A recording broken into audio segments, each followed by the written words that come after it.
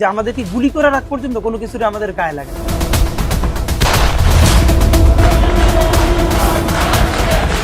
ফেব্রুয়ারি মাসের 12 তারিখ ত্রয়োদশ জাতীয় সংসদ সাধারণ নির্বাচন।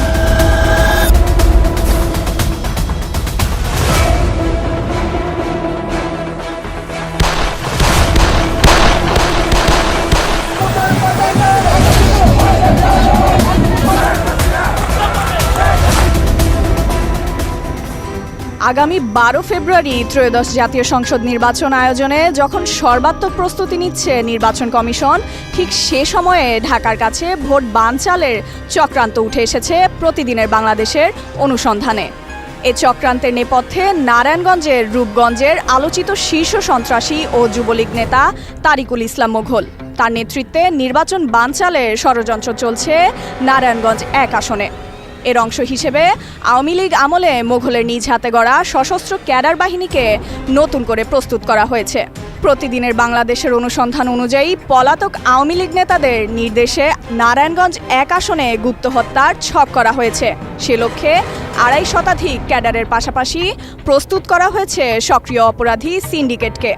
এ ছকের হোতা মোঘলের সঙ্গে যোগসাজশ রয়েছে মিরপুরের যুবদল নেতা কিবরিয়া হত্যাকাণ্ডে সংশ্লিষ্টতা ও ইনকিলাব মঞ্চের হাদি হত্যায় জড়িত কাউন্সিলর বাপ্পির।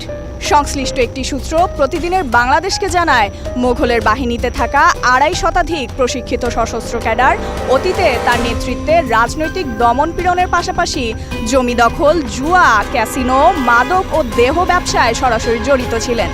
আওয়ামী লীগের পলাতক শীর্ষ নেতাদের নির্দেশে নারায়ণগঞ্জ 1 আসনে নির্বাচন বানচালের পরিকল্পনা শুরু করেন মোঘল। ঢাকায় আত্মগোপনে থেকে পলাতক নেতাদের সঙ্গে নিয়মিত যোগাযোগ রক্ষা করেন তিনি। একই সঙ্গে রাজধানীর অপরাধ জগতে নিয়ন্ত্রণ ও রাজনৈতিক হত্যার ছকও কষেন তিনি। এ কারণে এখনই তাকে গ্রেপ্তার করে বিচারের মুখোমুখি দাঁড় করানোর দাবি উঠেছে। গোয়েন্দা ও আইন শৃঙ্খলা বাহিনীর একাধিক সূত্র জানায়, ঢাকার মিরপুরে দোকানে ঢুকে পল্লবী থানা যুব দলের সদস্য সচিব গোলাম কিবরিয়াকে গুলি করে হত্যায় যোগসাজশ আছে মোঘলের। হত্যাকাণ্ডের পরিকল্পনা ও অর্থের যোগানদাতা হিসেবেও তার নাম উঠে আসে। সূত্রের তথ্য অনুযায়ী বাপ্পি ও মোঘল উভয়ই এক সময় যুবলীগের ক্যাডার ছিলেন।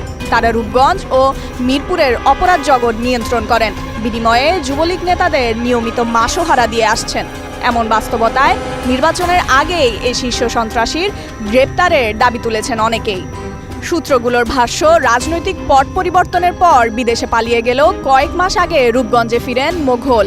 এরপর পলাতক নেতাদের পরামর্শে ঢাকায় আত্মগোপনে থেকে হত্যা, সন্ত্রাস ও নাশকতা চালিয়ে যাচ্ছেন। আসন্ন ত্রয়োদশ জাতীয় সংসদ নির্বাচনের মিছিল মিটিং ঘিরে নাশকতার ছকও কষা হচ্ছে।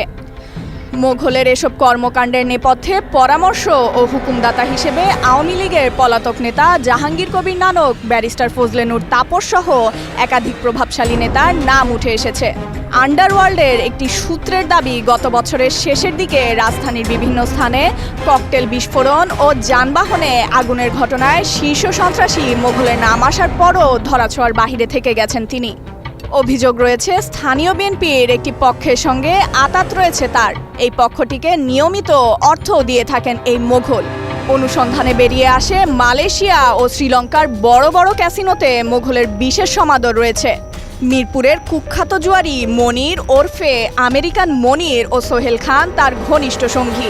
মাঝে মধ্যে বিদেশে যেতে না পারলেও দেশে বসেই ভার্চুয়ালি শ্রীলঙ্কা ও মালয়েশিয়ার ক্যাসিনো কোর্টে খেলেন তিনি। প্রতিবার বিদেশ যাওয়ার আগেই তার কাছে 15 থেকে 20 কোটি টাকা হুন্ডিতে পাঠানো হয় কামরুল নামের এক হুন্ডি ব্যবসায়ীর মাধ্যমে। নাম প্রকাশ না করার শর্তে পুলিশের বিশেষ শাখা এসবির এক কর্মকর্তা প্রতিদিনের বাংলাদেশকে জানান, গত 1.5 বছরে মোঘল অন্তত 17 বার দেশের বাহিরে গেছেন। তার নামে 2টি পাসপোর্ট রয়েছে।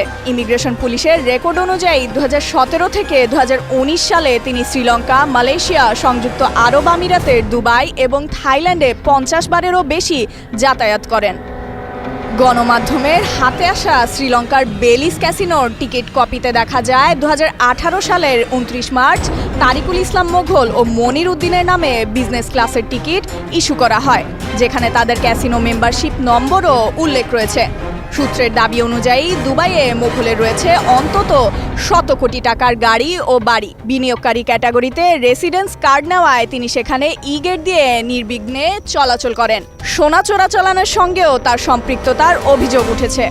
রূপগঞ্জ থানা ও আদালত সূত্রে জানা যায় 2024 সালের 4 এপ্রিল প্রতারণার অভিযোগে নারায়ণগঞ্জ আদালতে মোঘলের নামে 2টি সিআর মামলা দায়ের হয়, যার তদন্ত চলছে। এর আগে 2023 সালে হত্যা চেষ্টা, বাছির হত্যা, বাদশা মেয়রকে হত্যা চেষ্টা, আবুল বাসার মেয়রকে মারধরের মামলাও রয়েছে তার নামে। এর বাইরেও বেশ কয়েকটি মামলার আসামি এই মোঘল। কাঞ্চন ও কেন্দুয়ার বাসিন্দারা বলছেন তারা যেন মোঘল সাম্রাজ্যের প্রজা। স্থানীয়দের দাবি দুদক ও সিআইডি এসব অপকর্ম তদন্ত করলে চাঞ্চল্যকর সত্য বেরিয়ে আসবে, কিন্তু অজানা কারণে এ বিষয়ে শুরু হয়নি কার্যকর তদন্ত।